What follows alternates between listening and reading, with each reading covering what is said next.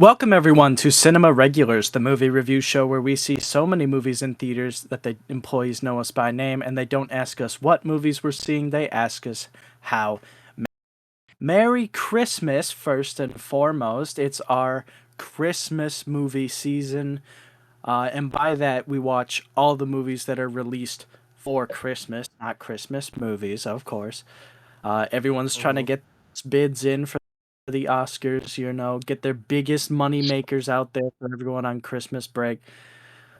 So today we got quite a list, and we'll be interchanging all of our guests here because we have quite a few, and not everybody joined us for the same movies. But in total today we will be looking at Sonic 3, the long-awaited Sonic 3. And then we'll be moving on to Mufasa, the Lion King prequel. That no one asked Then for. no one asked for. Then we'll be moving into Nosferatu, and we will be finishing off with Kraven the Hunter. Quite a big lineup. This is probably going to be our strongest, biggest lineup of popular and big movies for probably for the whole year. We had a big lineup in summer. We had a big lineup a couple weeks ago, and now we got a huge lineup right here. As always, please subscribe because it really helps us out and keeps these videos getting churned out. And again, feel free to skip around with the timestamps below and jump straight to your favorite movie, or jump straight to the rankings if that's all you care about.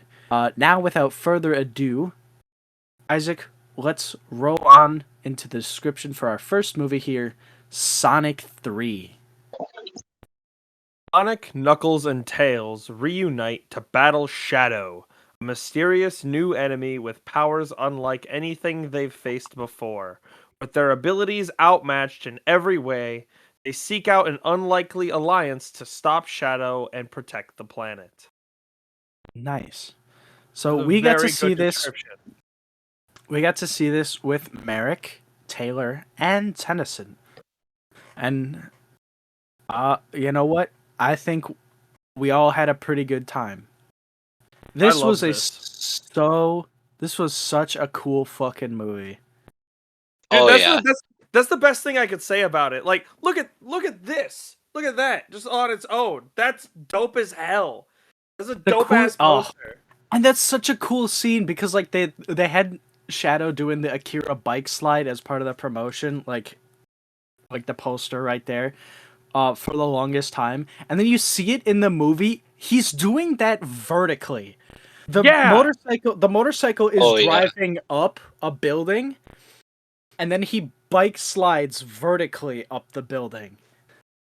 And then, That like, the it's craziest so thing about hard. that is that he then uses, because it goes off the building, and then he Yeah. uses the bike in midair as a push-off point to go back down and, like, punch Sonic. It's Right, he's fucking upside cool. down standing on the bike and then just blasts off of it straight down to Sonic. Dude, Dude, Shadow like is the fucking coolest. he is Like, super I knew cool. this movie was going to be so good solely because Shadow was in it. And They Keanu gave him a Reeves as ton. Shadow the Hedgehog. Yes. Yeah, Keanu That's Reeves. true. People were throwing out Christian Bale as Sonic, and I think or as Shadow, and that would have been cool. But I think Keanu Reeves did a great job, giving him that kind of like edgy, dark, Yeah. brooding kind of guy that he Absolutely. is, Yeah, without I think actually we're back making it too kind of dark. kind of He's like the perfect middle ground of edgy, and you don't actually have dude, to there were take him just so seriously. many cool moments in this movie. Like, even disregarding like the ending stuff. Like, before we even got to the really cool shit, there was cool shit in this movie.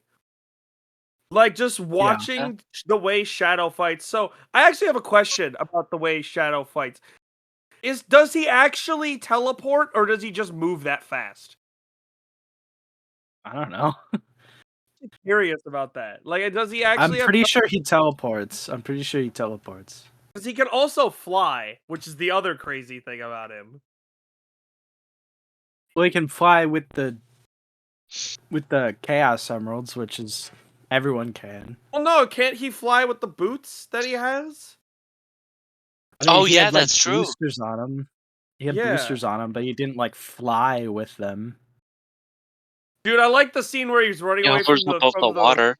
yeah, when he's He's like running across the skating. water, he's like running like Frozone. It was kind of cool. Well, that's how Shadow does. 'Cause- yeah, he's got like roller skates. That's his thing. Or The- roller blades. It's still cool. Like it's Shadow. I'm gonna say that a lot. Like this movie is just a cool movie. Same with the Yeah. last one. The last one was cool. Like they're all just really, really good. Like they got campy kind of like humor to them, but like when they bring the action, they bring the action. Yeah. The fight scenes in these movies are unmatched. Yeah, the fight scenes are really cool. Like literally there's a point where after both of them, Sonic and Shadow, get the Chaos Emeralds to be the Ooh. or that gets the Master Emeralds to be the Super Sonic and Super Shadow. Yeah. Sonic comes at him with a punch and Shadow literally just like side hand blocks it without moving. Yeah. And it's literally Just the hardest small. thing I've ever seen in my life, and I guarantee you that's gonna become a meme as soon as this hits digital. Absolutely. As soon as this There- movie no can be question. pirated, that's being turned into a meme. Oh. Dude, the fucking moment where like Sonic and Shadow decide to team up and then they're fighting Yeah. all the robots. That's so fucking hard. Dug Mhm. Like the arrows. yeah, oh my god, that was so cool. Yeah. Oh. Taylor, so you're not a Sonic fan in general. You didn't really know a whole lot about it, but you did watch the previous two movies within the week leading up to the third one. So what did you think?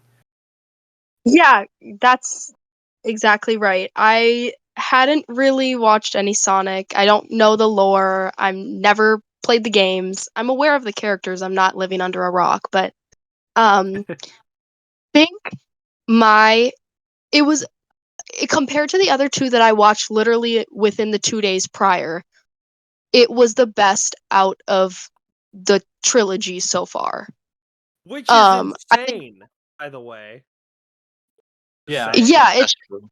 weird to have a sequel be better than the one prior and the previous and the original, but I think what I liked the most about it, and I think that's just because I love a good mystery, and to someone who doesn't know the lore, Shadow's backstory was kind of a mystery.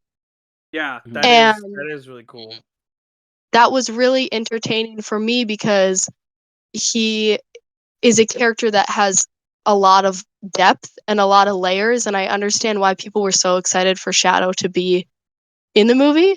And I just Mhm. loved that whole like the flashback into like the government and his Yeah. like friend, and it was just that was the best part I think of the whole movie. Besides all the action and the cool moves and like obviously the design and everything. And I love the dog. It had lines this time, so Yeah.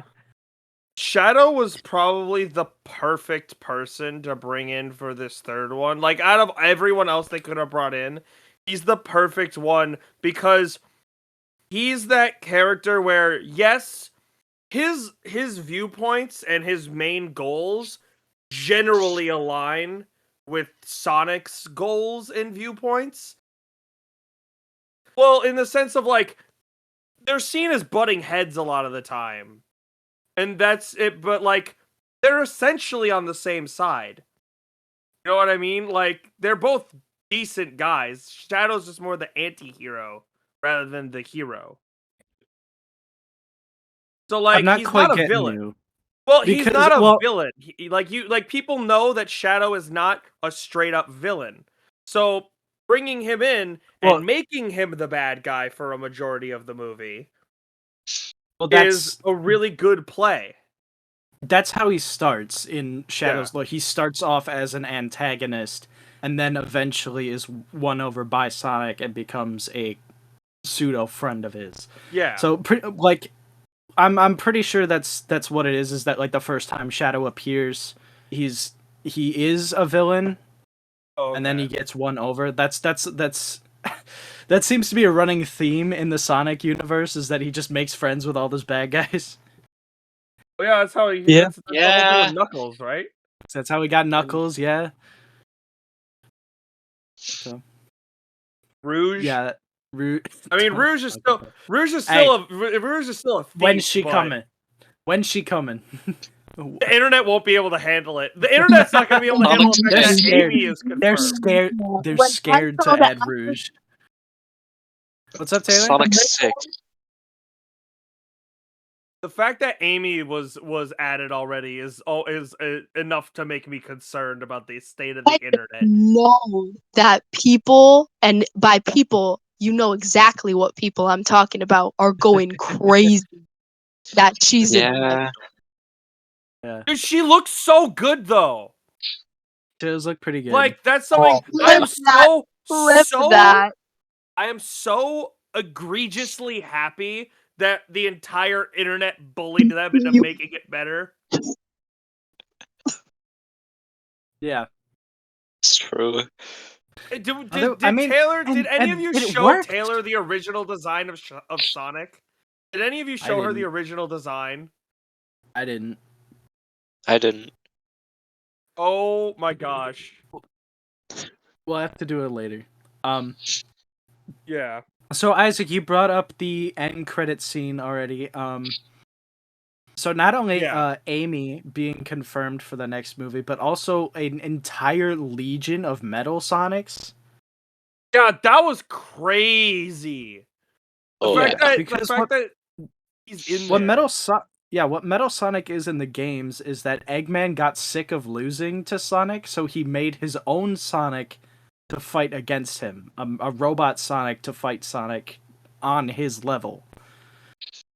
So it's really interesting, not only that they chose to add him after Robotnik died, but that there's a whole legion of them. Yeah, that's wild. Because even the other Robotnik is dead, Yeah, Yeah. which is No, got weird. bugs out. I'm very interested to see where that's going and how that fits So- in. I've always been Right. under the assumption, or like not the assumption, the I don't know what the word is. It's not illusion, but whatever. Just go ahead. Under the belief that Eggman and Robotnik are two different people. No. Correct? It's not okay. Because I've heard that I thought that Dr. Eggman and Dr. Robotnik were two different people. That's why I was No. It's the same man. okay. Sonic Mostly. calls Robotnik Eggman. So it's not a King Koopa Bowser thing. Okay. No. All right. But then I'm interested to where the next movie's gonna go. Because yeah, we see all these Metal Sonics, which is really cool, and now they have Amy, and 4 is confirmed, and I'm kind of wondering what other villains they could bring in for him, because he's got to have a villain. Metal Sonic. Well, it is Metal Sonic, yes, but who's the one making the Metal Sonics is the thing. Like, That's I'd a be good interested to find that out. Because, like, Stone doesn't seem like he'll be a villain. Like, I don't think No, they'll that's bring pretty Stone much to be a done. villain. No, he's it's just a either coffee going. man. No, we're I'm pretty sure we're done with what we have. My guess Yeah. is that it's something from the where Sonic came from, and then they've came to find him That would be cool. or something like It would be crazy. this threat of Metal Sonics did not come from Earth. Is my prediction. Well, yeah, because that would explain why Amy's there then. Yeah. Right. 'Cause she followed Uh, after. The other thing, like I had a moment because they talked about Longclaw at the beginning of the movie, and I thought Mhm. at some point like he was gonna find out like, oh no, Longclaw didn't actually die. Because he never actually saw Longclaw die, but I don't know. Yeah. Like, he just kind of left That- her there. Or because I Like- really liked her, and then they killed her off within the first 5 minutes. Oh, it would be so cool if the next movie he has to go back home. Ooh. Yeah, that's my guess. That's my That would guess. be really cool. Oh, Is I would that love that. Mo- Because that was my Mobius is taken favorite over thing. by the Metal Sonics. That was my favorite thing about the beginning of the Sonic movie, like the first one. Like, to see that whole area. It was really, really... And then it was really clever. Like, that was something else I wanted to bring up. The fact that they keep finding things to allude to the video game is really fun to me. Like, the thing I really, really liked was during the race scene, and they get to the end, and it's the goal sign, and it spins. I loved that. Oh yeah. That was really cool. This Yeah, movie a lot of knows the how to please its fans. It does, because it's actually like respecting the source material for the most part. It's giving them what they know they already want. Sonic fans are so easy to please that literally just this I swear to God, every other video game adaptation movie can learn from Sonic. Just take this and move it over here, okay? It's not that hard. Do this and Borderlands. put it here. They've even shown Borderlands, that they you didn't can do that. They've even shown that you can get creative with it, like making Green Hill Zone like the name of the town. Like, the name of the town is Green Hill. Like, that's really Right. that's really cool. Like, you don't need to do direct one-to-one, but you still need to be respectful for where it came from. Right, because Shadow's story in the movie is barely the same. Yeah, I believe it's dead on. The only difference is that I think it's Maria was killed in an accident and not directly shot. Yeah, Because they and didn't want to show Shadow a didn't child have being shot. actual bullet gun. He had like a laser blaster, and it was only for a Hey, little bit. hey, they got close enough. The fact that they put it in the movie at all shows how much they fact that- care. The fact that That's the true. 9 was in his hand Yes. was respect The enough. fact that what's even funnier to me is that they didn't need to. They did not need to. They proved that this man is superior to literally all of them. He got on a bike and grabbed a gun solely for the drip. He didn't even need it. He did could that have for gotten away fun, on his own. actually. He did that for Yeah. for the fucking style on him. He's Shadow the Hedgehog. It's true. He is. All right, super cool movie. I think we should head on into the rankings and chalk this one up. All right. Tennyson, we'll start with you. I might have to give this one say a low 9.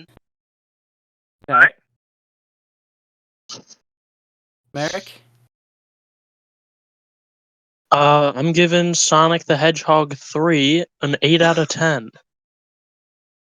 Nice. Taylor. I'm gonna give it a solid 6.5, 7. I'm gonna give it 7. 7 out of 10. It wasn't very Okay. solid then. Bouncing Thanks, around. Isaac. Yeah, I'm gonna give this movie an 8 out of 10. Like normally I wouldn't give a movie that has as many like the kind of jokes that this movie does, but just the fact that they respect where this comes from, that it's still good no matter what. Like, even some of the jokes, like there were some jokes in here where I was just like kind of like, of course they did. But at the Yeah. same time, the cool factor and just the enjoyment factor of it is so far outweighs it. Like, it's not a good like movie, but it is such a fun experience, and that's major points for me. Yeah. I'm going to give this an 8 out of 10 as well. And I'm just going to say this is raw entertainment. It is thoroughly entertaining no matter Yeah. who you are. It's just Mhm. so fucking cool It And like, is. yeah, the other movies were cool and they had their moments, but this one, it just like every time Shadow's on screen and he like does something other than just standing around, like he actually like does something. It just boosts the movie that much. He Like doesn't he's even the have to do anything. He stood behind them. He slowly lowered into frame behind them at one point, and I just went, that is so cool. I'm just like, he can stand there. The dude just exudes so much aura that it just fucking doesn't matter. Yeah, I if they feel keep bad for making I feel bad for all the third graders in the movie theater with us that walked out before the last end credit scene showing that Shadow was They would have still lost alive. their minds. That's the coolest thing, is that they didn't bring him in and then just kill him. Yeah. Like, I got really sad. I was like, oh, but then I'm like, well, I mean, then it's going to be hard for them to balance, like, make any threat against them an actual threat, because, you know, Shadow's there. But, like, Yeah. but then he's still alive, so now I'm like, ooh, this will be cool. And potentially, he still has the Chaos Emeralds. He still has the Yeah, Master they Emeralds. kinda- that's true. Yeah, they kind of like. I feel like they forgot about that part. They just didn't make it clear. Well, I mean, Knuckles sure doesn't mind that he doesn't have it anymore. Apparently, You did make a really funny joke. You were like, what if Yeah, the end like- credits? Yeah. Go ahead. yeah, like the very last end credit scene. Instead of like, oh, Shadow's alive, it's just Knuckles like sitting on the couch watching a movie or whatever, and he's just like, "Where's the Master Emerald?" like he's just then realized, it's like, wait a minute. Maybe Wait that's a why minute. they didn't Wait show a minute, any of Pearl Harbor Shadow's 9/11, wait a actual minute. body. Maybe, I don't know. Showed his hand. Yeah, All right. it's very interesting. Moving on to our next movie here, while we have everybody, Mufasa, the Lion King prequel. Isaac, take us away here. Lost and alone, orphaned cub Mufasa meets a sympathetic lion named Taka, the heir to a royal bloodline. The chance meeting sets in motion an expansive journey of an extraordinary group of misfits searching for their destinies. All right, Isaac, come on, say it. Say it. You've been This- saying it nonstop. This movie did not need to be made. Thank you. Welcome No to Planet one, This Earth. is no true. one did this, dude. Let's put it this way: it's a Disney movie, right? And it's Lin-Manuel Miranda attached to it, so the critics should be raving about this movie, right? It has a 55% on Rotten Tomatoes for the critics. It's not good. It's For not some good. ungodly reason, it really has an isn't. 88% audience score. That's and you know because what? it's children.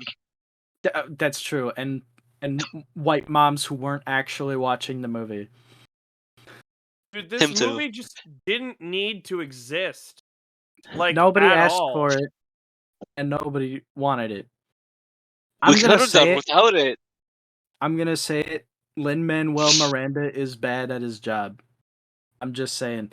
Everything I've seen him attached to, the songs suck. The songs sucked in this movie. They sucked so They bad. did. Like nobody name one. I don't even know any. I mean the brother one, but that was in the trailer and you saw that every single one. But like name Yeah, another here's one. the thing: is I that don't was the fucking only know. song. That was the only song that I was actually looking forward to, because it seemed like And could it be was fun. bad. It wasn't Because good. outside of the I always wanted a brother line, like that was like the refrain that they just was did that. The verses were trash. They were trash. I can't even think of a single word that was in there. They're so Honestly- unmemorable. Honestly, in my opinion, the best part of this movie is the villain, because he's just trying to like. I He's can't Kill the even other say lion. that. well, I no, do just have because I something like. to do with the music. Oh, go ahead, Taylor. Okay. Look, I like Lin-Manuel Miranda because I like Hamilton. I liked the original. Okay, here's the thing. Here's where he redeems himself. However, okay, Moana I'm 2. judging you. This is like It was not in that I'm movie. sorry, It wasn't part of I'm that. jumping in, but It was not a part of that movie. right, that's the point. Yeah. He was part of the first one, and the first one I really enjoyed, and the music was really good from the first one. Yes, You're Welcome was overplayed, blah blah blah. We get it, but Yeah, but the no, you music was No, the songs in the first one were all right.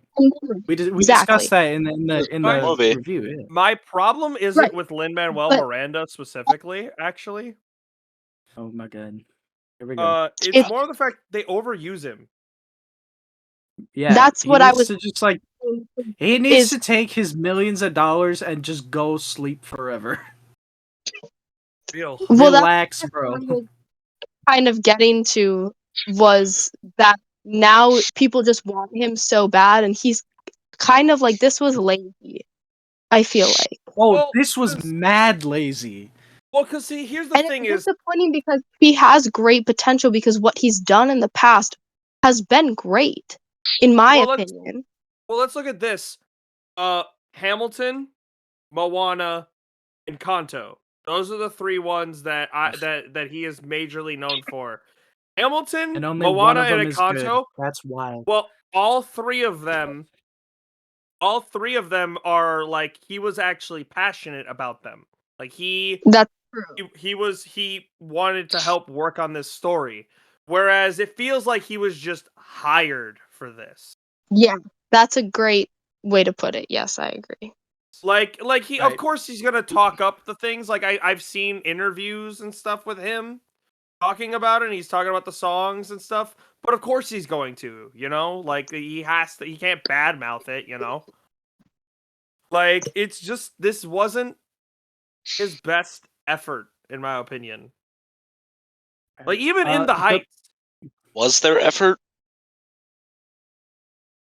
There was an Real. effort in the whole movie. The movie itself, we've already said it didn't need to happen. Nobody asked for it, but like, it's it's so palateless. Like, there's nothing to it. Like, not even just the songs, but like the story itself is so bland and like unimpressive. They somehow managed to make a journey across the African like wilderness, like over mountains, through plains, like they made an elephant stampede. Like you felt nothing. There was no sense of like danger during that. You Yeah, just I think eh. I said after the movie, like, I don't think I experienced a single emotion in that entire movie. In fact, I might have been one. It might have been just cringe every single time they cut away from the story and back to live action Timon and Pumbaa. And I'm Oh gonna my be God. honest, I forgot to watch the live action remake of the original Lion King, so all I had was the original, like the OG, the You don't 2D have animated to. one. Well, The way yeah, it should yeah. be. Well, no, this was my first impression of live action Timon and Pumbaa, and I wish them great bodily harm. Yeah, no, They they took weren't. the two best parts of the movie and made them not good. I want to hurt them. I want to hurt them. They I weren't. dislike Shadow them with the very much. 9. Shadow with the You know, Nine. Get him in you here. know, in the animated movie, Pumbaa sings the song, and he's like, "If you want to eat a big pig, blah blah blah." I would like to eat live action Pumbaa. So Delicious. I'm gonna say something that you can feel free to cut out of this if you want to. But the live action remakes feel like an excuse to just recast all of them with people who are actually of African descent. You look at the cast list for for both of these movies, it's there's not a single drop of white on screen. Seth Big Rogen white and Mads guy has Mikkelsen Rogen. are Mads like totally Mikkelsen, Seth who's different. white. Rogen. They made Seth Rogen. no, because they made Timon and Pumbaa the only two people really in the entire cast that were white. because they're No, the Mads comic relief. Mikkelsen, who Mads was the Mikkelsen lion enemy. he was the lion enemy in Mufasa, and that was it. Yeah, that's Like the rest of it, like Was that not Antonio Banderas? it was not Antonio Banderas. I don't think so. Was Crazy. his name? He should enter an Antonio Banderas sound-alike contest because that sounded like Antonio Banderas. And His I didn't name stick was- around through the credits to find out. His name was Kiros, right? Fucking I know. think so. Yeah, His yeah. name No, was he's the None White bad of us guy. paid Lion. enough attention to care, Isaac. I don't Although- fucking know. I didn't even know what the hell it was because I was so confused. They apparently the voice of Simba is Donald Glover. Oh my god. We're I was outta like, here. what? Simba, done. yeah. And I was like, So- that was the other thing is that What? this movie. Well, not the other thing. You brought up the Timon and Pumbaa thing. The moment they did it twice, the second time they cut back to them, I was like, oh, they're gonna try and do the Princess Bride thing, where they're telling a story and then they cut back, for like a release from the tension of the story or whatever. But then Yeah. in that same thought, I went, they're gonna fucking overdo it and make it not funny when they go back. And also that like I called that they were gonna do it bad. And I was right, because they spent like this 2-hour movie about the story of how Mufasa and Scar became to be what they are. Like at least half an hour of it is spent with them. I wouldn't say half an hour, but it would be way too much time. And like That was you the say, other- okay, so you brought something up that it was like the origin of Mufasa and Scar, but like, Yeah. first of all, didn't need that. We've discussed that already. Yes. But it barely is. Yeah, like it's supposed to be like, oh, how these brothers became like, because And honestly, it's the that's what I it's- was more interested in. I wasn't interested as to how Mufasa became the king, because in my mind I was like, he just inherited it from his dad. That's Scar what he was the said. only thing- That's what he said in the movie. Is because brought Simba out to look at the stars. He's just like, as my dad told me, just like his dad told him, and his dad told him. It's the lineage of the yeah, it's kings a and whatever. it's a And big now I thing in tell the it to movie. you. But now it's just like, he was adopted. He was like he was a scrub basically. And I know they're started trying to their own rewrite lion the pack. story. They're trying to rewrite the story to fit their story, but they also like I saw it with my sister too, and she brought up a good point. Is they like made a like not spin off, but the Lion Guard. It was animated, but it came before this, and it grew off of the Lion King lore, so it's Yeah, it did. Disney approved. And Scar was Uh-oh. get his scar from a snake Yes. or an attack or something like that from a snake or some sort of Yes, he did. animal. so they're a not lion. even follow. So in two different pieces of Lion King media, this movie is completely ignoring the lore. Yes. Is this Correct. did this get sanctioned by Disney, or did somebody kind of just work on it under the table and then No, kind of it's just just like Disney throw doesn't it out? care about. No, because Disney I think doesn't they care just about anything that's disregarded already any made. sort of detail that True. people would maybe they're like, oh, who would have watched the Lion Guard? Well, I did. Nobody. Okay. Here's my thing. So Okay. So go ahead. Three of us continue, need to Taylor. talk. So Taylor, go. Finish your thought. that was it. I watched it, and they made it before this, and they should have at least maybe disregarded it or mentioned the lore, or maybe had someone say, "Wasn't it a snake?" And they're like, "Aha, no, that's what you all thought." didn't you say? Because like I vaguely have a memory of Lion King 2. I don't remember Simba's daughter having a brother, but then you were like, "Oh no, there was a little brother in the Lion Guard." And I'm like, "So," There was. and that was yes. that one. So are they paying attention or not? Yeah, because they I don't would have know. had to bring little brother thing if they were to think about the Lion Guard, but like I don't know. Then they go against the Lion Guard and they go against the original, so they don't even know what they're doing. The thing that I found most like stupid about this is because I didn't need to see why Scar didn't like Mufasa, because like in the Yeah. original movie you kind of got that already because they're brothers, and he got to be the king and he didn't. Yeah. So that's already like it's like birthright thing. Like especially He if he was literally older. says that. He literally says your father got the bronze and the thing, and I got the other end of the gene pool. Which doesn't make any sense because they're not related. Yeah, They're that's in the other two thing is completely that. separate gene pools. So, They don't care. They don't care about this movie. so But I have hang two on, more things to say. I'm not done. Okay, I'm go not ahead. done. So the stupid thing is because that already made sense. That already Yes. made sense why he wanted to kill Mufasa and didn't like him and why this other He thing. wanted the power. But then they He's run just greedy. back. But then they run back and rewrite it so that it was just over some bitch. He was in love with Sriracha or whatever the fuck her name was, and Mufasa ended up getting her anyway.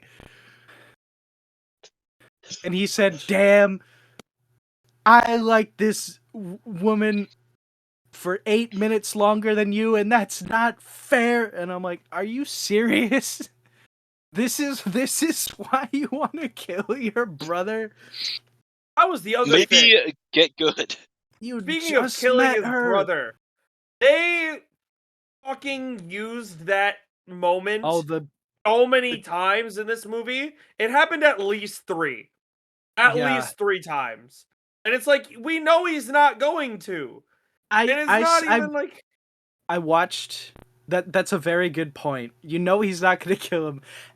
The whole thing of the premise, you know they're all gonna survive. There's nothing at stakes. But when you bring up with the claws that like sinking in like when he did when he throws them off in the movie, I watched somebody talking about this thing, and it's like that doesn't make any sense if you add this onto the lore, because every single time he did that in Mufasa was to save him. So when he did it in The Lion King, he would have thought like, "Oh, he's saving me again," but clearly he doesn't think that. Clearly he knows something's wrong and that he's gonna be betrayed. Yeah. So like, it wouldn't make sense. Is that it's so full of holes. It's full of so many holes. They need to stop. They need to stop. This brings me to my point, the thing I was going to say, my generalization about Disney. Yeah, go ahead. Disney does not care about what it used to be. They do not they care about money. They only care about money. Yes, they don't even care about their old products, because even talking about bringing in the Lion Guard, Disney used to love making things for kids. Like all the Disney Junior shows, there were so many good shows, and like they weren't unbearable to watch. Like I used to watch like things like Octonauts and everything with my little brother. Like I used to love watching those with him because it was kind of cool and kind of entertaining. Now they don't care. They care about appealing to what they think is the majority of the masses, and they don't care about entertaining families anymore. They only care about appealing a certain demographic and just making brain rot so kids are reliant on them, basically. Yeah, well, because if you're making content for toddlers, they know that they can just churn out just nothing as long as it has the bright colors and whatever's, that they'll just watch it and they make money off of it. They don't have to put effort in it anymore. Like Snow White, Cinderella, all of those. As a boy, I liked watching those movies growing up. They were cool because they were decent films. They were good movies with heart and like effort behind them.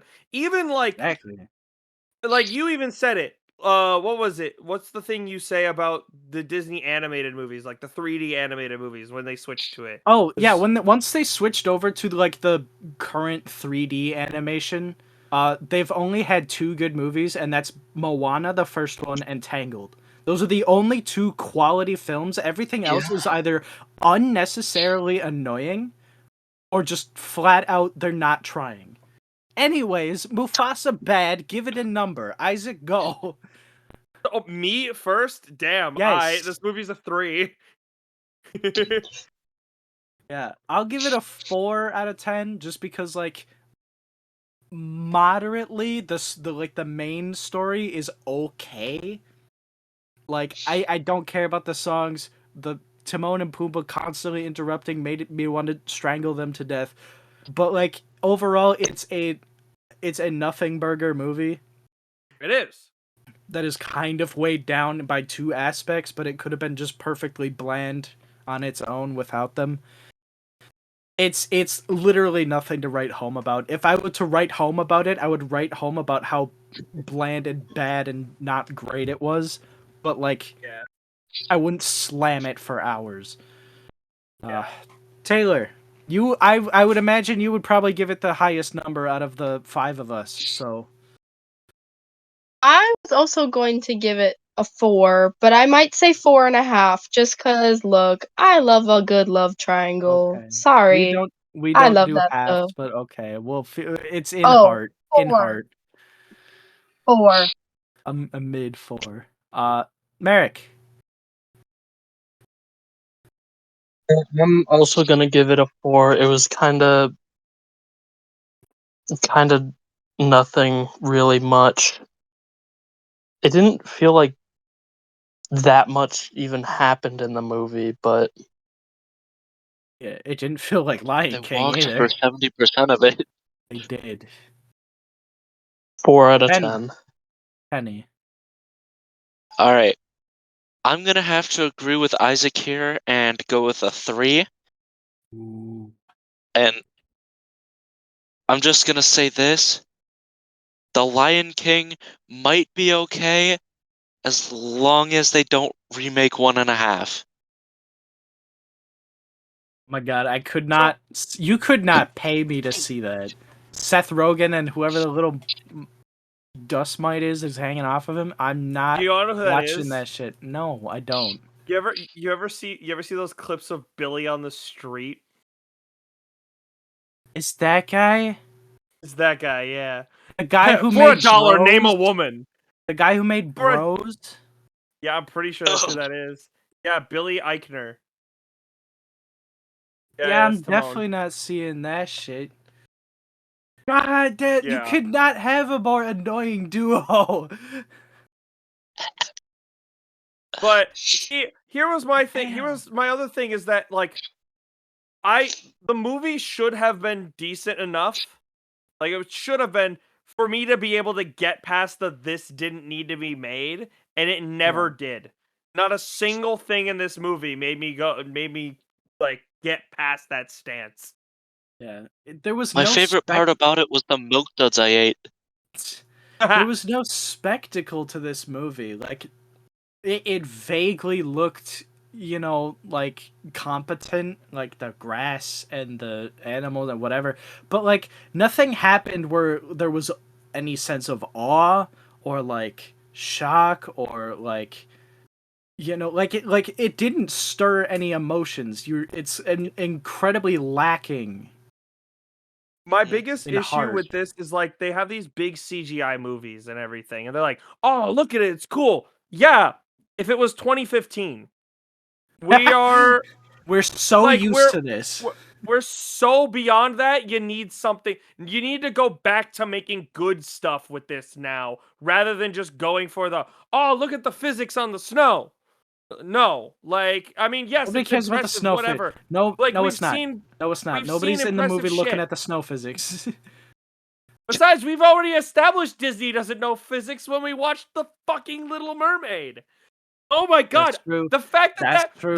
that scene where she just throws a Here you watch to go. the side and it just falls to the ground. You Shouldn't with piss me regular off as much as it normal gravity, it just falls with regular gravity. like she literally just tossed it. She just tossed it and it just went whoop. And I was like, they're underwater. It would not do that. Do you think they Like, care, oh Isaac? my god. Do you think they care? They If already they would got their have money. cared, they would have made Sebastian a crab that can actually live underwater. It's true. They All right. claim they care, and then their actions don't support it. It's true. Oh my gosh, All we right. need to stop talking about this, or I'm gonna get We actually will mad. be back. We will be back with our next movie. All right, then. Our next movie up on the block, we have Nosferatu. Tenny, you came to us to see this movie. Isaac, That I did. will you please give us the description there, Isaac? In the 1830s, estate agent Thomas Hutter travels to Transylvania for a fateful meeting with Count Orlok, a prospective client. In his absence, Hutter's new bride, Ellen, is left under the care of her friends Friedrich and Anna Harding. Plagued by horrific visions and an increasing sense of dread, Ellen soon encounters an evil force that's far beyond her control. Yeah. So I can already tell this is going to be labeled as one of the best movies of the year. First of all, Yeah. let's talk about the acting. I think absolutely everyone in this movie nailed their roles. Yeah, Definitely. speaking of acting, I didn't even realize who the main character was. The chick who played Ellen. That's Oh. Johnny Depp's daughter. She looks like it. I was gonna Like, say Nicholas Holt, Bill Skarsgård. dude, Bill Skarsgård. Oh my god. Like, He I can dominated understand that after character. After watching the movie, I can Yeah. understand, because in an interview, he said that he was relieved when shooting for the movie was done because he was so happy to get out of the headspace of that character. The headspace or having the strain of having to do that voice. Probably both, honestly. Dude nailed it. Like, Bill yeah. Skarsgård is one of those very special actors where he can play a role, and unless someone told you that is him, you would have no idea. He has this just innate ability to just morph into whatever he needs to. And it's so good, and I wish they'd play into it more. Yeah. Honestly, just dressing him up as a monster and let him wreak havoc on the screen is the best choice, apparently. It is. He's so good. Like, I get it. He's really good in his serious roles, like John Wick and Barbarian. But he's so much more impactful when he's the villain. Like, Yeah. he is. Yeah. Here, before we start, like, praising the highs of this movie, let's bring in just a couple negatives first. One that you definitely brought up is the lighting, obviously. Yeah, historically accurate to a fault. Like, Robert Eggers is, like, known to have, like, very, very, time period accurate movies, and I commend him This for is that. only his fourth movie, by the way.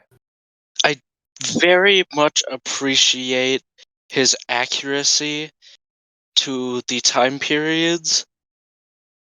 It Yeah, makes it's it feel so. Just, it makes it so much better.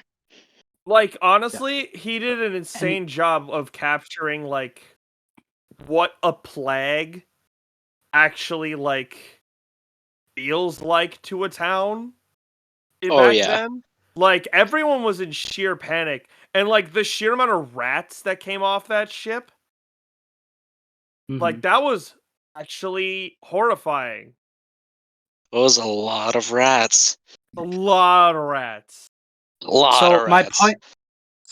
Yes, a lot of rats. My point being is that it's historically accurate to a fault, because at nighttime, all you have to light the scene are candles and the occasional moonlight, and that's a pretty decent detriment in scenes where it's not being used for the purpose. Like, when Thomas is like meeting with Count Orlok, and Orlok is in the shadows, and you can't see him because he's facing away from the fireplace, but you can see Nicholas Holt's character pretty well, and he's like shrouded in that darkness and that mystery. That looks But cool. then because that plays to it.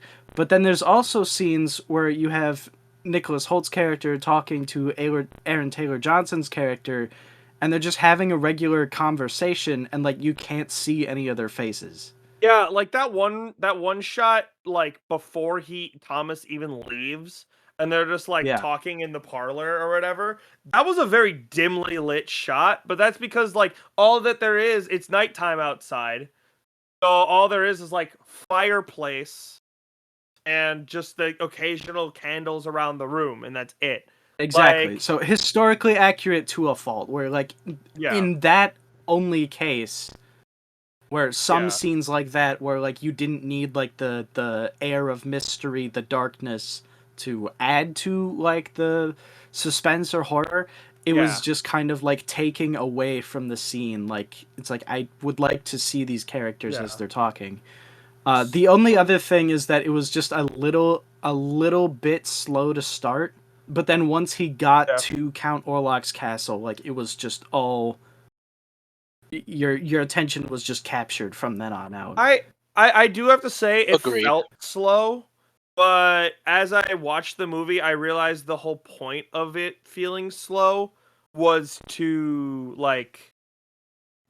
introduce the characters and get you to care about them, so that way you're on their side through the whole thing.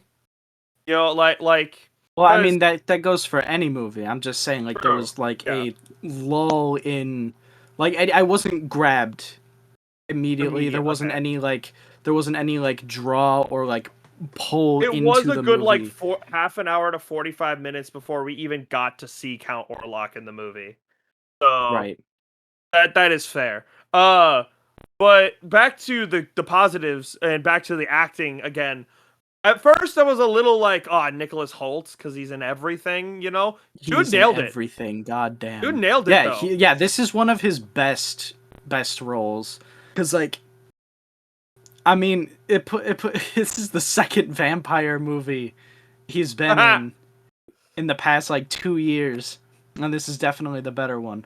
A lot of his roles as of late have been slightly more comical Yeah. cuz you have Renfield, you have The Menu, his character was a little bit more He's been on a TV show with, ridiculous. he's been on this TV show where he plays, like, the King of Russia or something like that. There's some show about Catherine the Great that came out, and Wow. he's like he's her husband in that. And I see clips all A the time, and horse? it just looks awful. He's a horse? No, he hasn't gotten that. No, they haven't gotten that far in the show yet. Ah, okay. Um but yeah, acting phenomenal, directing phenomenal, set and setting Well, the set phenomenal. design is amazing. Like the costume design for Mhm. everyone, Oh yeah. so good. Like they played into that. Like what was it? 1890s, 1860s. What was that? It Did was it like say it in here? 1830s or something. I thought 1830s. it said It said I 1830s. said it. I said it in the Yes. thing. But 1830s, like it's really faithful to that, and also like I like that they didn't just take the original Nosferatu and only use that. Like they pulled inspiration from Bram Stoker's Dracula as well for this. Like Yeah. with the it was really cool having seen Last Voyage of the Demeter last year. And like there's that scene where Count Orlok is being brought over. Like Oh yeah. On the boat. it's really cool And because then the boat crashes Count ashore with no survivors on board. yeah. Because the Yeah. story of Nosferatu, the original movie and book, I don't know what it was first, but was based off of Bram Stoker's Dracula. So that was inspired by that, and this movie was inspired mostly by Nosferatu, but also tapped into the original material of the Bram Stoker book, and took both of those to make this movie. And I think Yeah. that played off very well. Another parallel I want to draw to The Last Voyage of the Demeter in this, though, is that it's cool because in Last Voyage of the Demeter, as he would kill people, you could see him turning from like a decrepit corpse to like a full monster.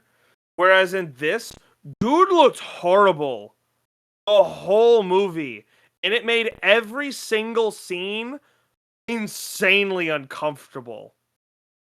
Like you're watching Yeah. him, like especially the scene. You know what Yeah. scene I'm talking about. Like that scene was like, ugh. Like I'm sitting there and I'm just like, I don't want to be here right now for this. I don't want to be watching this. Not because it was Yeah. bad, but because it did exactly what it was accomplishing.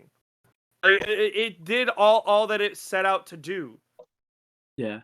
The aspect of the story where he gives her like 3 nights to surrender to him, and the first night he he does what he does, but the second night was the most evil thing. Like Oh my he God. really came Yeah. full force to show you the villainy of this man. And it's not even like the kids that he killed. Like he killed the friend's 2 daughters and the wife. But the first thing he does is that he whispers to Friedrich. He says, wake not, or do not wake.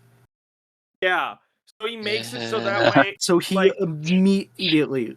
immediately planting that seed of like, whatever happens will be seen as your fault because you didn't Yeah. wake up to protect anyone.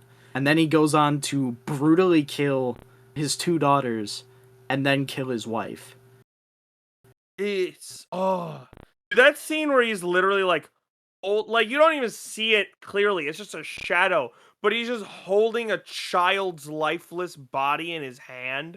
Like that is fucking like I can't Like even your describe soul it. hurts watching that. Yeah, like I'm just sitting there like stunned. Like this movie was so well done at doing what it set out to do. Yeah, because Count Orlok is meant to like Yeah. represent absolute pure evil, and I think they Yes, he really is, and nailed it's that home, and they drove that exactly. Yeah, they I captured it down to a T. I am so happy. I cannot tell you how refreshing it is to have an actually evil villain on screen. Right? Like Yeah. Hollywood loves a sympathetic villain. It's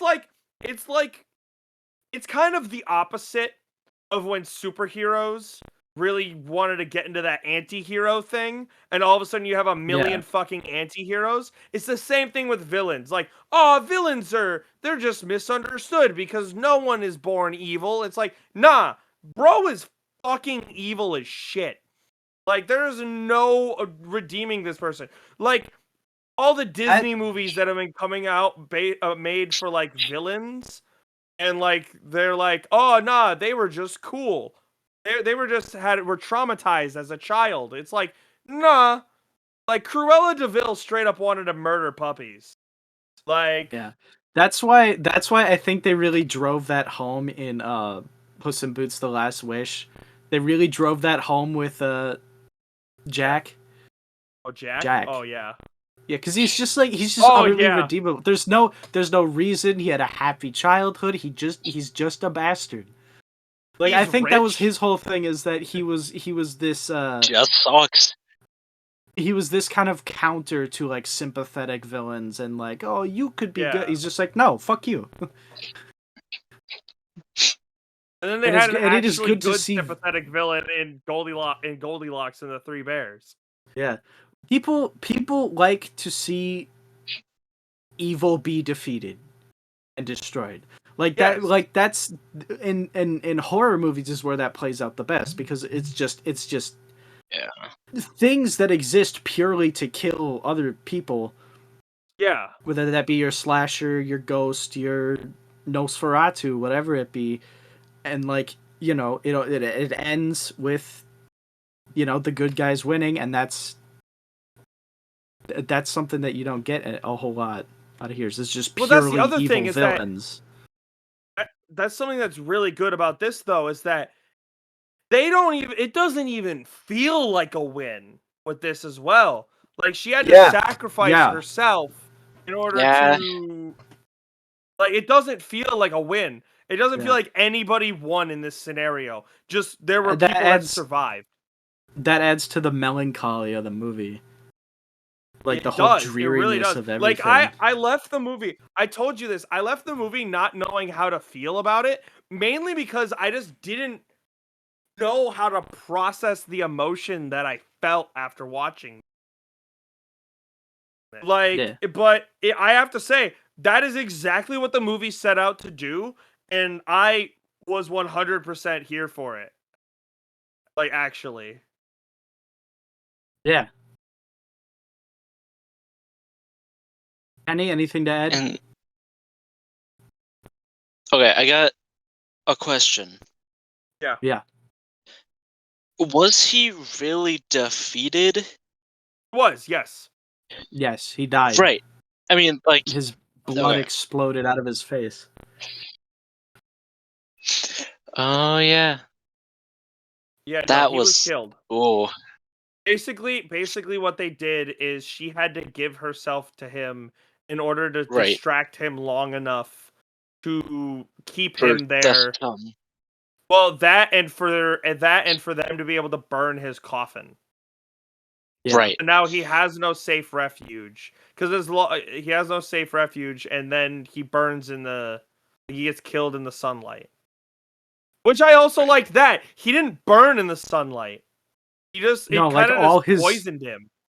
Yeah, like all of his blood just like exploded out of his eyes and mouth, and he just kind of like died, which I thought is interesting because every time they do like a werewolf or vampire or something or other, like there's always slight differences, and they always try to do like one or two things a little bit different than like than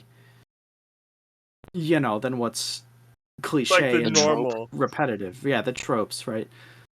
Like Yeah. we just watched Werewolves, and that was different in the fact that you didn't have to get bit. It was exposure to the moon. I'm sure Wolfman, when we come and see that in the following weeks, will have one slight tweak to the lore. Yeah, Um, maybe. yeah, I'm but actually really excited for this, that. yeah, this here where like he doesn't just like burn into fire or turn into ash. He just like all the blood just like leaks out of his face and mouth, and he just dries and shrivels up, and then just like his corpse is still Nice. there. Yeah. Yeah, it like an interesting little twist take on that. The one that I liked. Exactly. It was very well done. I don't really have anything else to say about this. Anyone else? I'm good to wrap up. Any? Yeah. I mean, I think we pretty much covered it. Yeah. All right. Let's move on to the rankings. I will gladly. Actually, you know what, Tenny? Why don't you go ahead? You're rarely ever on the podcast. Go ahead. I think I'm gonna give this one a high 8. Well deserved. All right. I'm also gonna give this a pretty high 8. I think there's probably only one other movie. It might have been Sonic 3 actually that was higher than this, but not by a whole lot. I think those two are fighting for the top position at the top of 8 for me. Very good movie. I really like the director. I'm going to be watching closely for other things that he puts out now. I know he's got like a medieval crusade movie coming out, like I'm a night. excited Yeah, for that. I'm excited for that. I'm very interested. We need to watch The Lighthouse now. I've seen The Lighthouse. It's very good. Okay. He also has one called The Northman that I want to check out because that sounds really cool. Northman was all right. Very historically accurate, but not really capturing my attention a whole lot. But yeah, I enjoyed this very much. I think everyone behind it did their job exceptionally and competently, and we need to see more of that. Exactly. I'm also giving this movie a solid 8. Like, it was beautifully directed. Cinematography was gorgeous. Oh my god. The scene where Orlok is like walking through a doorway and he completely blocks out the doorway, and then it goes pitch black for like half a second, and then it goes through, and it's now Ellen leaving the house. That was gorgeous. Oh yeah. I loved The that was a shot. beautiful transitions in this transition. movie.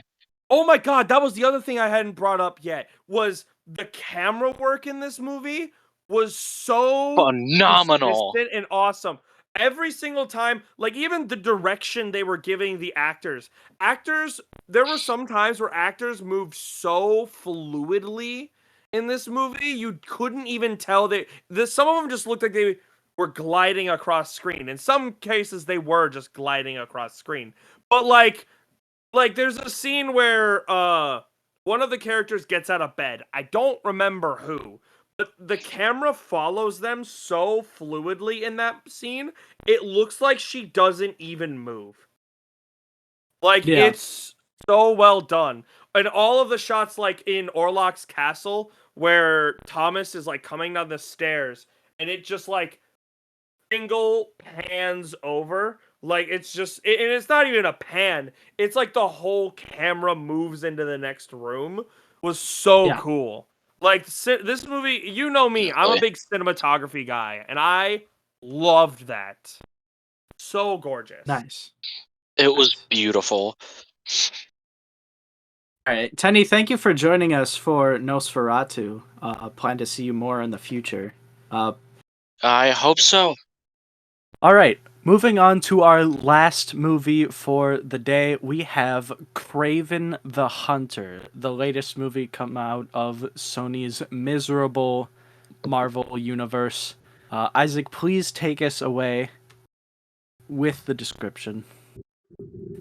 Raven's complex relationship with his ruthless father starts him down a path of vengeance, motivating him to become not only the greatest hunter in the world, but also one of its most feared.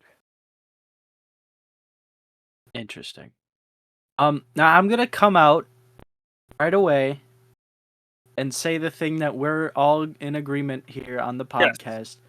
We are in the minority here.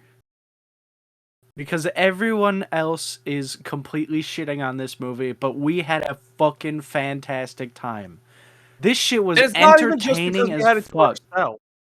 Like we had the fact that Yeah. we got the movie to ourselves has nothing to do on that. Yeah, I thought it was really cool. You know, you can make arguments about, oh, the writing was this, the dialogue was that, CGI. like, oh, the CGI, whatever. I'm like, I wasn't caring about any of those parts. The things that I liked about it, first of all, was like the stunts and like all the athletics that were going into it. Because watching this thing, dude was fucking putting the work in. Yeah. When he was like scaling buildings for real, and he was like climbing around like a fucking monkey for real. Like the way he just like climbs over the walls and like runs and jumps and does all the Yeah. flips and shit.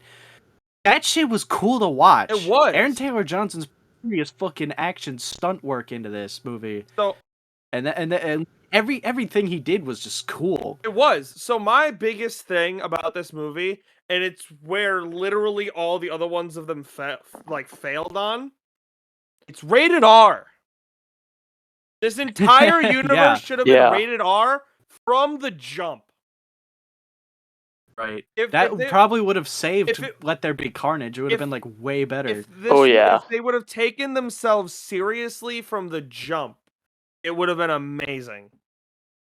But I understand. I've seen people saying. Go ahead. I've seen people saying that this was worse than Madam Web. Fuck off. Those people need to see Madam Web again. That thing was flawed in every conceivable manner. At least everyone in this movie put effort forward. Oh my gosh! Like even like yeah, a lot of them. like the dude who played Dimitri. Like we made fun of him because he was one of the Twink Kings, emperors or whatever in the Gladiator movie. But like he did a good job, like a phenomenal job. Yeah, he was all right. He was the one that had the monkey in Gladiator 2. You said we made fun of him because of that, but like, I think you were the only one who even acknowledged that. There. But still, like, they did an amazing job. All of the all of the setup and the intrigue when it came to like the characters, like the reveal, like you go into this knowing that that guy is the Rhino, but you don't know how Yeah. he's the Rhino. And honestly, he didn't look bad. It was just the Yeah. face. The face looked really bad, but like all the other rest of it looked pretty cool, and it was the most accurate Rhino that we've gotten in movies so far, considering the last one was just the blue man from Big Fat Liar in a rhino machine. So Is that I'm not? just Am I saying. wrong? So is Rhino like originally just a dude with superpowers? He's not a dude in a suit, or is he just a really? Oh, he was a strong dude guy? in a suit originally. Oh, okay. Well, he's got superpowers, but the suit, like, he's stuck in the suit. He can't get out. That's what I thought it was. Yeah, I like this Like, version he's sealed in though, there. where it's like a doctor gave him them, and like you guys pointed this out. That Hey, doctor, not right? just any doctor. Yeah, not any doctor. Not- That was the Jackal. Which was Which supposed to in- be the bad guy in the Andrew Garfield ones, correct? Right, the guy with the black cloak that had like all the other machines and stuff on the wall, that was supposed to be the Jackal. Yeah. Which brings us to my next point that I liked about this movie is that it's unlike a lot of the other Sony Marvel movies, this one is actually fairly respectable to the source material. Oh yeah. Exactly. Like, give or take. Like, obviously Kraven's motives and his goals are much, much different, but they made him a lot they less had to do that to cold-blooded. put the anti-hero. Well, no, because Yeah. Kraven's whole thing in the comics is that he's a hunter. He Yeah. lives for the hunt, for Like, the kill. And the reason he Kraven- comes after Spider-Man is he's like the ultimate prey. And he's just like, that's unlike any other creature on Earth. Yeah. That's Spider-Man. I His- must kill it. His dad in the movie is how he is in the comics.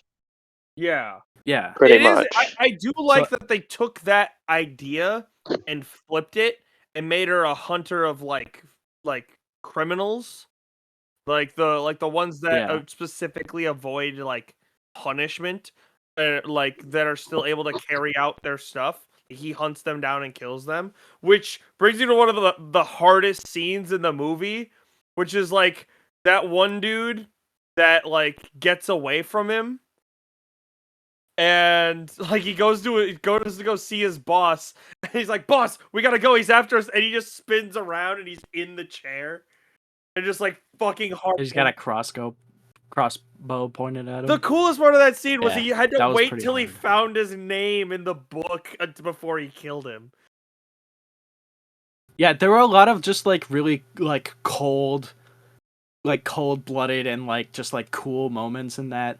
Like Mhm. when the Rhino was like trying to work a deal between like the other goons and that, he's just like, "So, which one of you two is gonna work for me?" And then the other guy just turns and shoots the other guy, and he's like, "It's me by default." It's like, we have a winner. Yeah, That was pretty hard.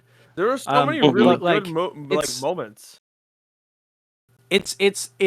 I really, really like how closely this is mirroring the origins, because they got Kraven's origin right for the most part. Mhm. Like, a lot of people were like griping about it beforehand, like, oh, he gets his powers from lion blood. I'm like, no, he gets his powers from the potion that his voodoo wife gives him, which is, that's true. That's how that happens. Mhm. He might be one of the first. I think he might be the first Sony Marvel character to actually have their origin be the same Yeah, in the comics. But the coolest thing I think about this is the introduction of the Jackal, and I love the character of the Jackal because he's just this mad scientist who's basically like the setup for like half of Spider-Man's villains. And really? he's the guy.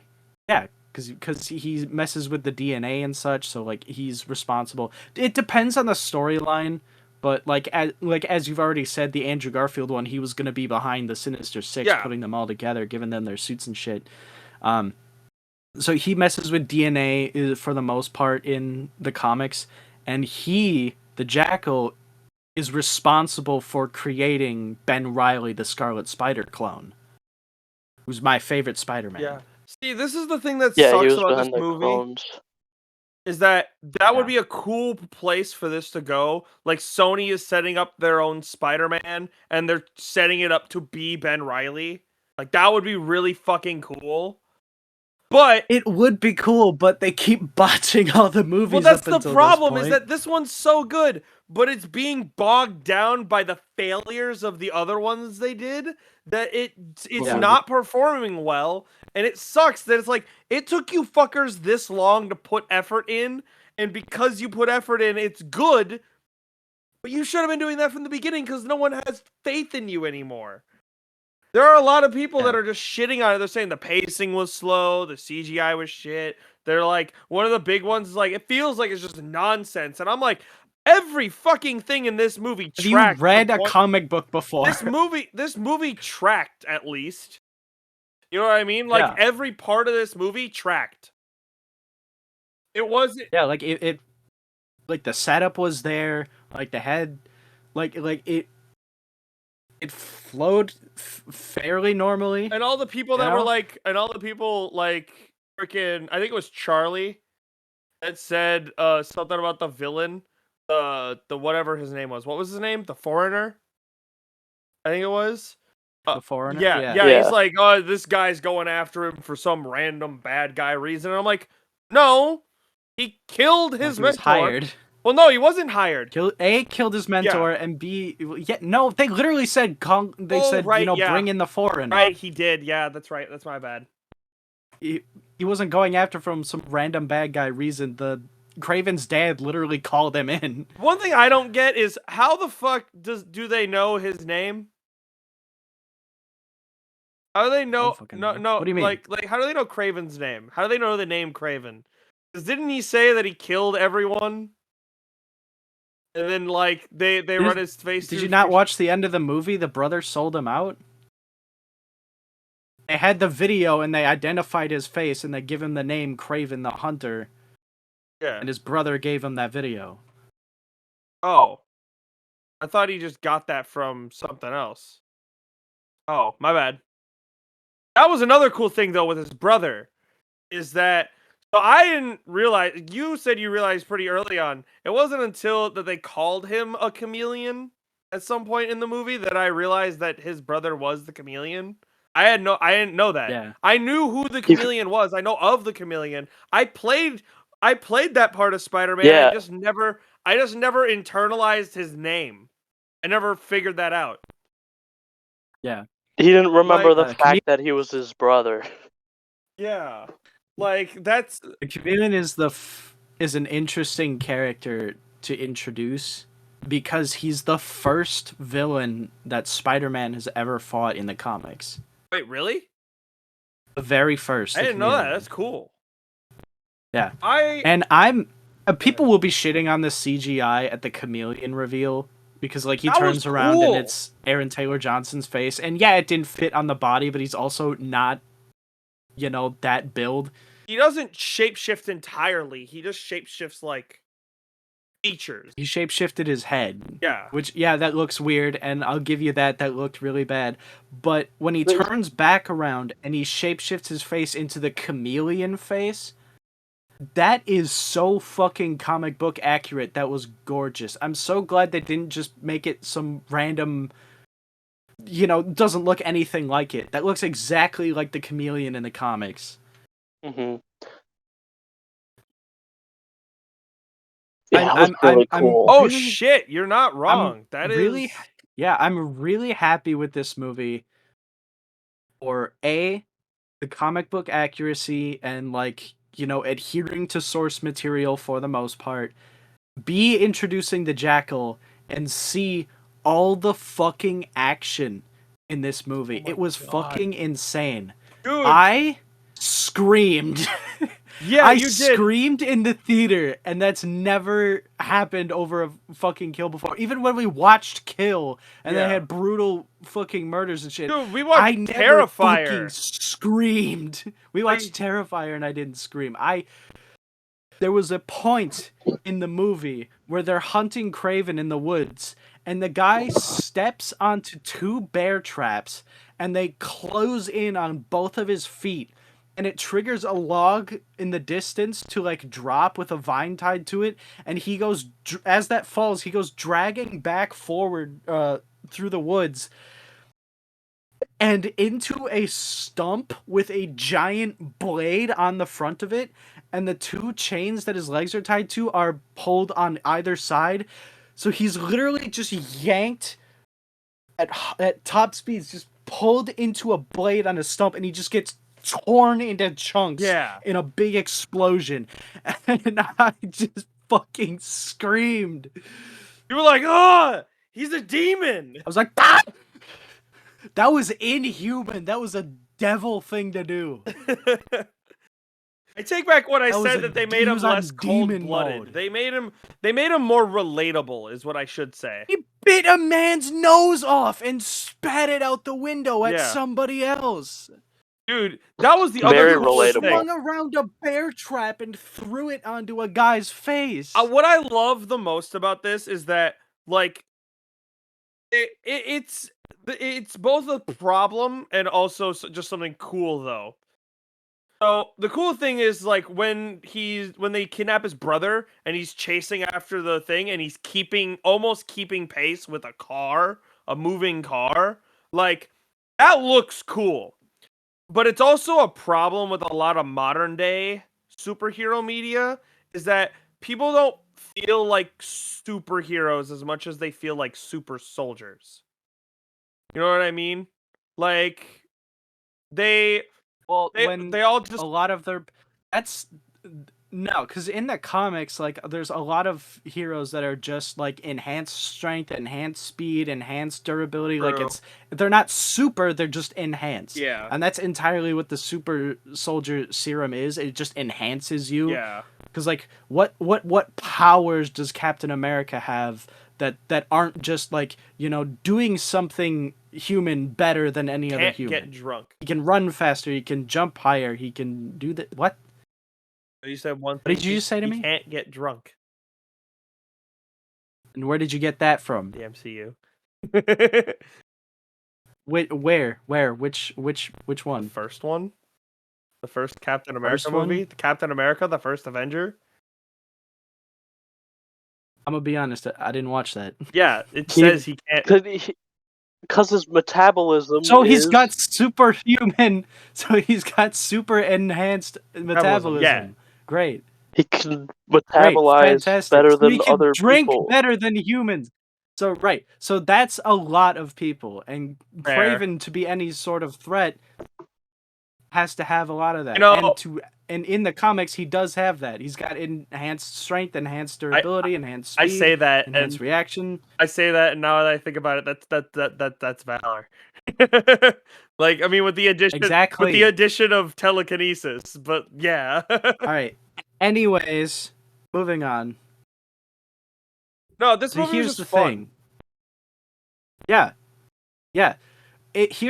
Here's the problem, though, right? People are shitting on it so much and so bad. Compare this to a lot of shit that's come out previously. Yeah. Right? The Marvels? Are you telling me the Marvels, which had some of the worst dialogue, some of the worst writing, and worst just events and script and just things happening on screen? Bullshit. It's just so AIDS. It's so bad. It's so bad, the Marvels. And then you look at Kraven, and you have just a guy hunting after this group of people who kidnapped his brother, and he's just obliterating people and just killing them left and right like a madman. Like, it's you can't look at this movie and say it's better than, or it's worse than the Marvels. That it's worse than Madam Web. Like you just can't. There's entertainment value here. Watching all the action and the stunts and the kills and seeing comic book accurate, you know, like Chameleon and like, you know, lore accurate Kraven, aside from certain tweaks to his personality, but things like that. And they say Give like this thing step up. Go ahead. they say like the CGI. Oh, CGI. The Rhino was bad. Is like, have you seen MODOK? Have you seen She-Hulk? Have you seen what the MCU is doing with CGI right now? It's not faring any better. This thing was at the very least entertaining. Those movies, the recent movies from the MCU, are not entertaining. In fact, they're a drag to get through. The only good one is writing Deadpool and is so Wolverine. bad. The only one is Deadpool Right, and because Wolverine. Ryan Reynolds came in and said, "All right, we need to stop being shit. Yeah. Let me make some creative decisions here," and they listened to him. If it wasn't for Ryan Reynolds, that movie would have had Captain Marvel and She-Hulk in it. It would have, yes. Can we just collectively agree that we need to get rid of movie critics? Like the paid ones? Us? No. We are average viewers. Well, we are cinema regulars. I wouldn't say we're average. But like, We're cinema regulars. But like, we're just dudes who go we're to the average movie. people going to the movie. We're not yeah, people we're who not are up paid our to own give our ass about opinion. this shit. Just fucking Right. We're not paid to get, not yet. They gave not this yet, movie though. We get them subscriber numbers, them watch hours up, then we can. But critics gave this movie a 16%. The Marvels got a 64%. You know what 90% of those are? Talking about bought out. They're talking about the Shills. lead roles. So what I'm hearing is, oh, it's okay to shit on a film if a male is the lead role, but if it's a woman, you have to give it the benefit of the doubt. No, they're talking about the lead roles because those are established characters that, are easy to not criticize. Because the rest of the movie is a fucking disaster. They go to a planet where they all have to sing at each other. Who's enjoying that in the theater? No one. Critics, like the expert critics, like the critic score on Rotten Tomatoes, those people are so up their own ass about everything, and then the other half of them are just paid out by the company. Look at the reviews for Woman King, and those still haven't changed at all.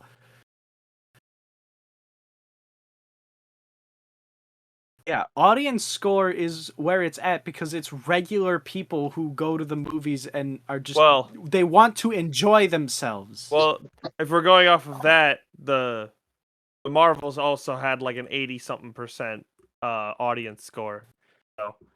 Right, but who are the ones reviewing that? The people who actually saw the trailer and said, "That looks good, I'll go see that." Yeah. Were you one of those people? That's the thing. Were you one of those people? They're not appealing one of to those everyone people. anymore. That's the thing. They're not appealing to anyone anymore is the problem. They're not appealing to any... Who does this appeal to? People who go, oh, Nobody. Woman power. Those people don't like comics. True. Those people don't like superhero movies. They don't know where their audience is at.